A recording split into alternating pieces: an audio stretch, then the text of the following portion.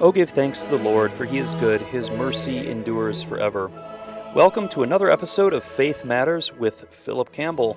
Faith Matters is a Catholic variety program broadcasting on Good Shepherd Catholic Radio out in Jackson, Michigan. And I am the aforementioned Phillip Campbell, your traveling companion and host for the next half hour. And welcome back to another episode where we are going to discuss some more cosmology. That's right. Cosmology is beliefs about the origin of the universe, how things came into being. And we've talked about cosmology before on this program. And I wanted to start with a joke. I used to bust this joke out when I taught RCIA in the Diocese of Lansing, Michigan. Sometimes it would elicit jokes, sometimes it would elicit eye rolls. But it goes like this.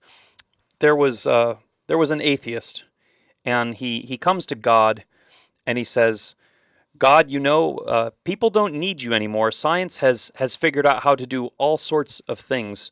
We've unlocked the mysteries of the weather. We've unlocked the mysteries of biology. We've expanded our knowledge of the world so much. Pretty soon you are going to be obsolete. And God said, oh, is that so? And the atheist says, yes, we've figured out how to clone human life. And in fact, pretty soon we're going to be able to create anything we want out of a single speck of dust. And God says, oh, you think you can create anything out of a speck of dust?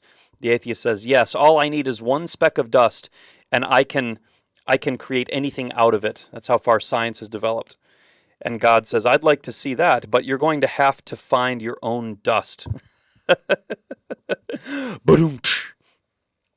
Well, one of the central tenets of Christian cosmology is that God created the universe out of nothing. And there's a Latin saying, ex nihilo. That means out of nothing. And that means God did not create the universe out of pre-existing matter. He didn't take existing stuff and just reorganize it or restructure it into the universe. He actually brought forth matter and energy from nothing. In the book of Genesis, it says, in the beginning, God created.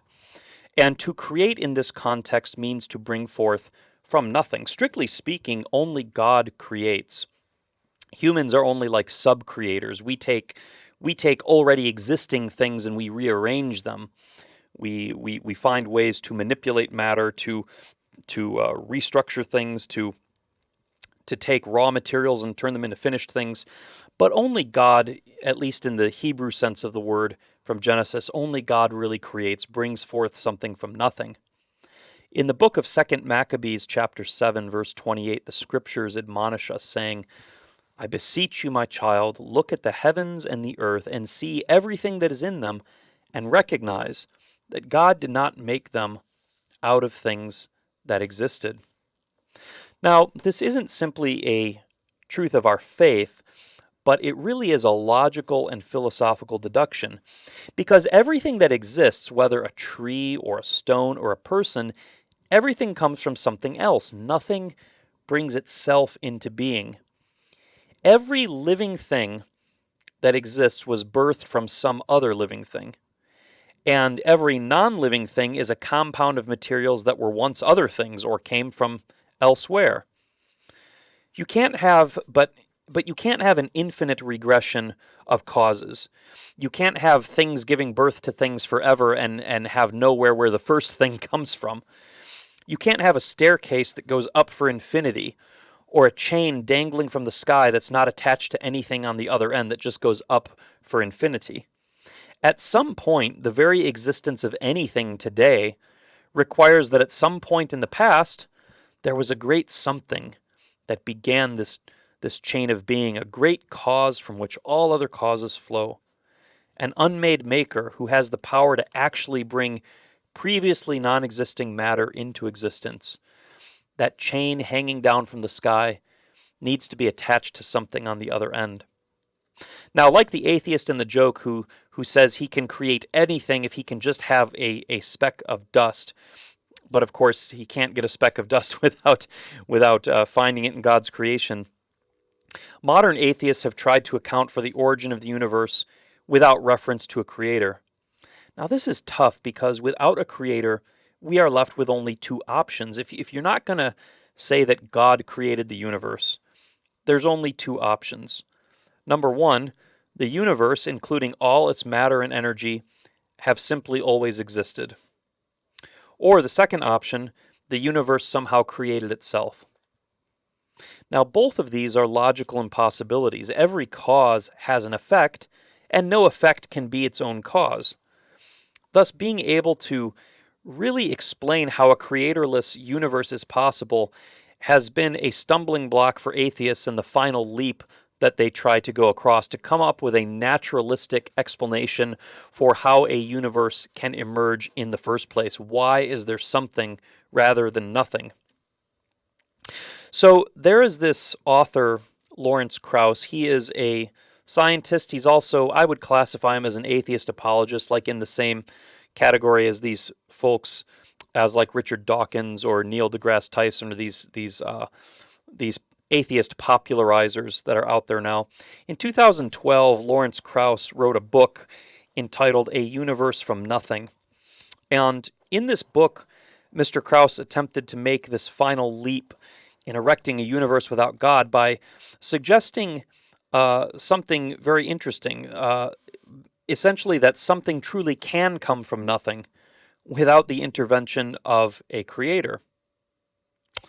Now, rather than the traditional understanding of nothing as an absolute void or a negation from which no effect can ever be caused, Krauss sees nothing as something that is dynamic and active, from which things not only spontaneously generate, but in fact have been and are constantly being generated. In fact, he argues that the entire universe sprang into existence spontaneously from nothing of its own accord and continues to do so.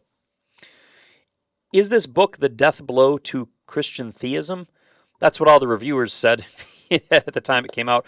Richard Dawkins wrote a gushing praise of the book that we'll talk about momentarily, basically saying, this is it, the final blow to Christian theism. Now, far from it, far from it. In fact, as we shall see, Lawrence Krauss can only reach these conclusions by radically redefining what he means by nothing. Now, before looking at Krauss's argument, we should remind ourselves of what the concept of ex nihilo means in Western thought. For the church, and going back all the way to the Greeks, the concept of nothing means the complete and total absence of anything real. Now, I'm sticking the qualifier real in there in case anyone's trying to play around by word games, saying like, well, nothing is in fact filled with something, and that something is nothingness, as if nothing were a positive entity. The point of defining nothing is precisely to establish that nothing is not any positive substance. It's the complete negation of any sort of existence whatsoever. If one is speaking positively about any sort of reality, then we don't have nothing. Okay? If we're speaking about anything at all in a positive sense, we're not talking about nothing. So what does Lawrence Krauss mean when he says the universe creates itself from nothing? Well, he adopts a much more restrictive definition of nothing. For Krauss, in his book, nothing is defined just as the absence of particulate matter. So he's saying matter came into existence from other things. Now, he does not rule out the existence of quantum fields, for example. He doesn't explain where the quantum fields come from, or for that matter, why they should behave one way and not another. And the whole theory honestly presupposes the existence of certain quantum laws. Essentially, he argues that these quantum fields behave in a way that when they get arranged in a certain formation, they don't produce matter, yet when they're arranged differently, matter emerges from the quantum fields. This is what Krauss refers to as a vacuum state, a state in which the fields do not produce any particles, and this is what he calls nothing. So for Lawrence Krauss, in his book, he would say nothing is a state in which there's quantum fields arranged in such a way that they don't create matter. Now, what he will argue is that this state is unstable. The fields are constantly being rearranged and shifted, and because of this instability, it's almost inevitable that eventually matter will be produced from them. And so this inherent instability in the quantum fields is Mr. Krauss's answer to the philosophical problem of why there is something rather than nothing.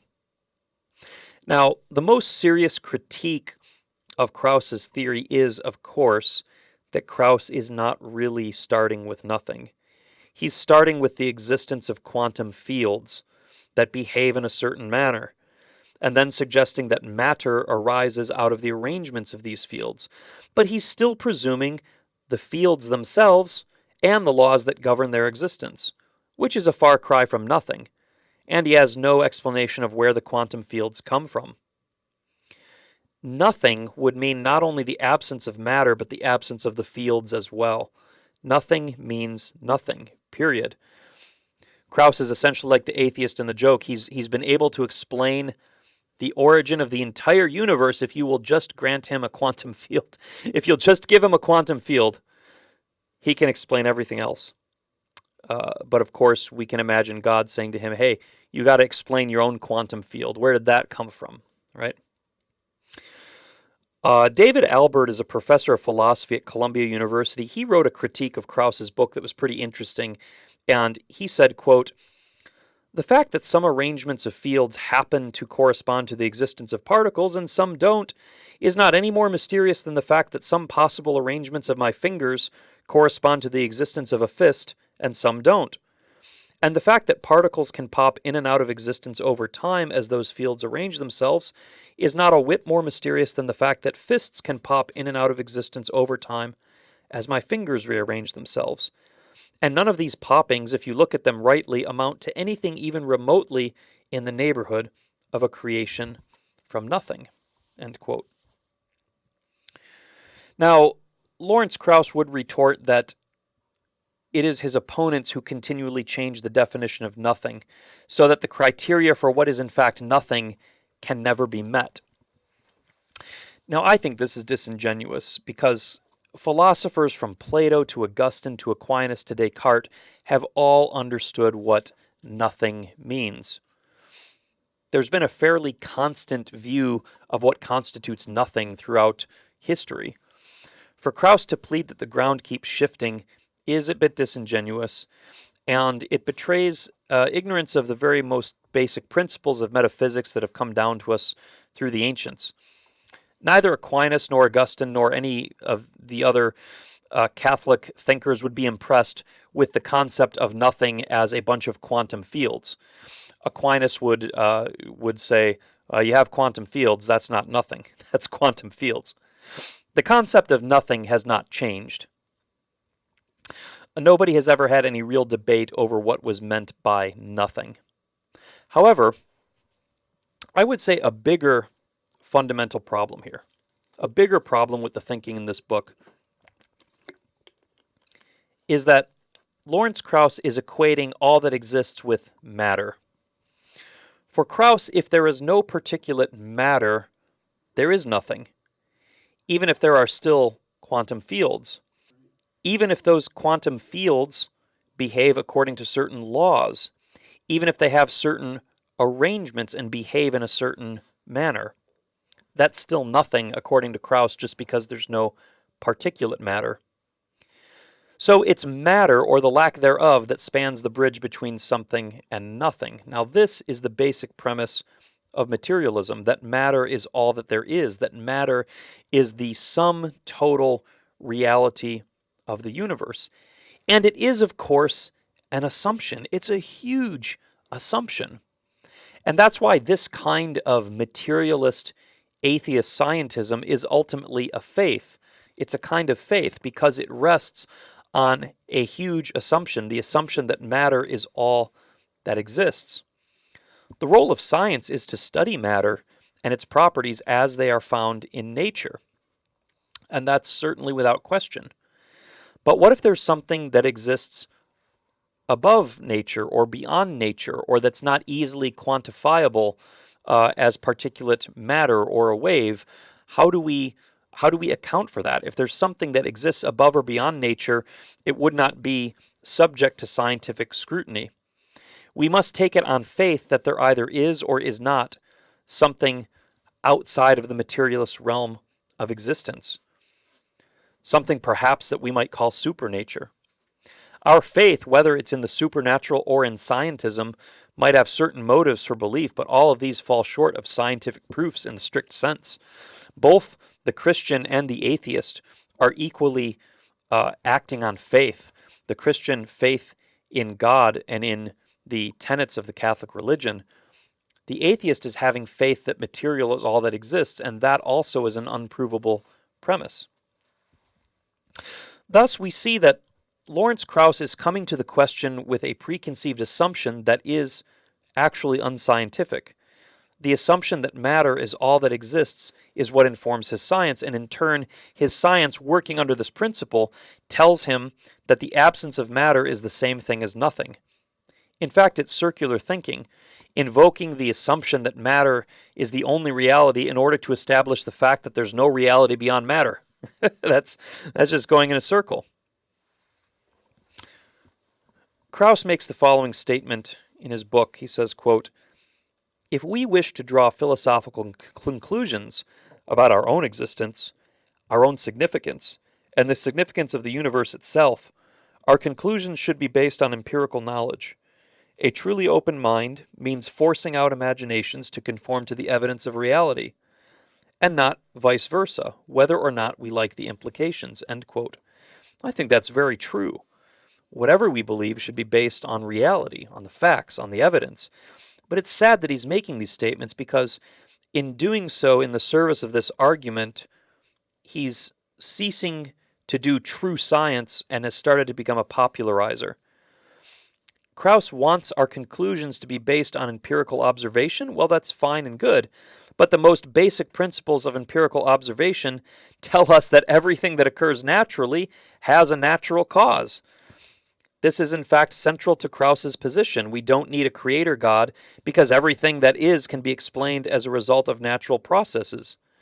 Okay, again, that's fine, but if matter and existence themselves are said to have natural causes, then those causes are certainly something and not nothing. If you're going to say that matter comes from quantum fields, those quantum fields are something. They're not nothing. You have not proved, Mr. Krauss, that the universe comes from nothing.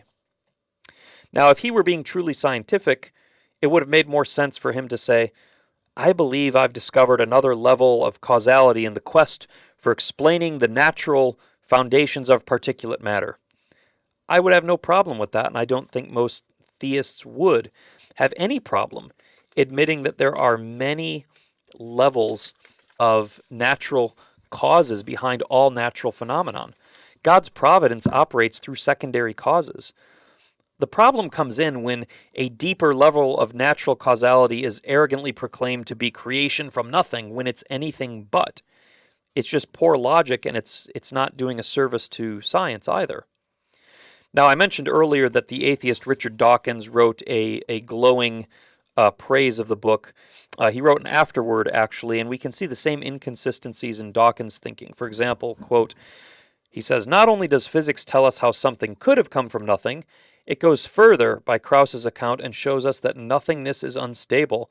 Something was almost bound to spring into existence from it." End quote. Okay, so nothingness is unstable. If nothing is unstable, then that means that nothingness has certain properties. Now, if the nothing we are talking about has properties like instability, then it's not nothing, because nothing in the strict sense can't have properties. There would be nothing for the properties to adhere in. Nothing cannot be unstable. It cannot be stable. It cannot be anything. It doesn't exist. I'm getting riled up here. Dawkins goes on to say, quote, "The spontaneous genesis of something out of nothing happened in a big way at the beginning of space and time, in a singularity known as the Big Bang." End quote. Okay, the Big Bang is the idea that all matter and energy were compressed in this extremely dense, tight ball at the beginning of the universe, and then it exploded and gave birth to the universe. It's neither here nor there, but the Big Bang is a purely natural event. Okay, it's a purely natural event, but as such, it must have a cause. It must have a cause. You can't say that the answer to how we got the universe is the Big Bang. To suggest the Big Bang constitutes the origin of everything without taking into account how the Big Bang even happened is far from convincing, and it's a world away from saying something from nothing. How did the energy get there? Why was it all in a huge ball? Well, it was in a ball because of gravity. Why does gravity exist? Why was there all this matter? Why did it? You can't just say in the beginning there was a ball of matter and energy. I mean, that sounds scientific, but when we go down this line of thinking, we're not any closer to the truth than the ancient Native Americans when they said in the beginning there was a giant turtle, or in the beginning there was a cow and the whole world was on the back of the cow. I mean, all the pagan cosmologies just start by taking for granted that something existed because they didn't have an explanation either. And when we say in the beginning there was just a ball of energy, we're really no different than saying in the beginning there was a giant cosmic turtle. He says, Dawkins goes on to say, even the last remaining trump card of the theologian, why is there something rather than nothing, shrivels up before your eyes as you read these pages. If Darwin's On the Origin of Species was biology's deadliest blow to supernaturalism, we may come to see a universe from nothing as the equivalent from cosmology. The title means exactly what it says, and what it says is devastating.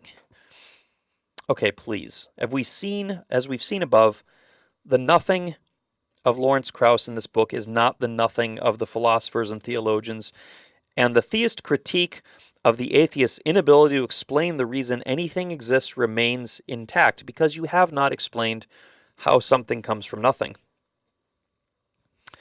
So I think rather than admit ignorance and grant Christians the point that the origin of the universe is at the very least mysterious, Krauss attempts to snatch the argument prematurely by very subtly redefining what constitutes nothing based on his own materialist assumptions, and then just boldly proclaiming that matter can spontaneously generate from nothing. It's not an argument won, but basically the terms of the argument redefined in order to halt any further debate. I mean, the whole theory presupposes the existence of a space-time fabric that operates according to certain principles. Even if we can discover that particles are produced because of this and that law, operating in such and such space-time fabric or field, we're still left with the question of where the principles came from. Why is there a space-time fabric with quantum fields acting in it? The question is not resolved in the least. We've only pushed it back another step. Just like the ancient Greek child asking his parent, where did Zeus come from? Oh, well, Zeus was the son of Kronos. Where did Kronos come from? Kronos was the son of Ouranos. Where did Ouranos come from? As long as you're still giving naturalistic explanations, you're just pushing the causality back another step without resolving it. Like the atheist in the joke, today's atheist scientists claim to be able to explain the secrets of the universe, but they grudgingly demand that we grant them just one particle of dust. What Krauss has done in his book is to simply appropriate that one piece of dust for science, rename it nothing, and claim that creation ex nihilo in a naturalistic sense is possible. But that doesn't change the facts. He hasn't explained creation ex nihilo. But the ancient maxim holds true, ex nihilo nihil fit. From nothing, nothing comes. Well, does your brain hurt yet? My brain hurts a little bit from thinking about this. There's much more we could say on this subject, but we'll save that for another day, my friends. Until next time, this has been Faith Matters with Phillip Campbell. May the Lord bless you and keep you. The Lord make his face to shine upon you and be gracious to you. May the Lord lift up his countenance upon you and give you peace. And Lawrence Krauss's nothing is not nothing. God bless you.